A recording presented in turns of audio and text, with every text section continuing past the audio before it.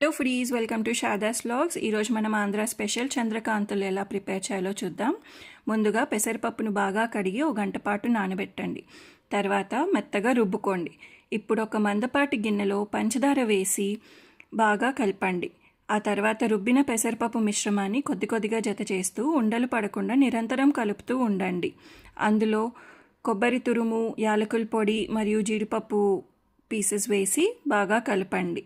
మిశ్రమం బాగా చిక్కగా మారిన తర్వాత స్టవ్ ఆఫ్ చేయండి. మిశ్రమం గిన్నె అంచులు వదిలి ఒక ముద్దలా తయారవ్వాలి. ఇప్పుడు ఒక ప్లేట్ లేదా ట్రే తీసుకుని కొద్దిగా నెయ్యి రాసి ఈ మిశ్రమాన్ని సమంగా పరచండి.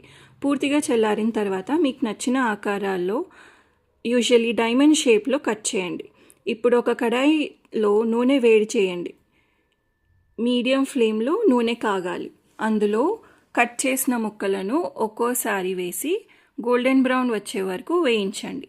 వేయించిన చంద్రకాంతులను టిష్యూ పేపర్ మీద తీసి అదనపు నూనెను తొలగించండి. అంతే, బయటకు కరకరలాడుతూ లోపల మృదువుగా ఉండే రుచికరమైన ఆంధ్ర స్పెషల్ చంద్రకాంతులు సిద్ధం.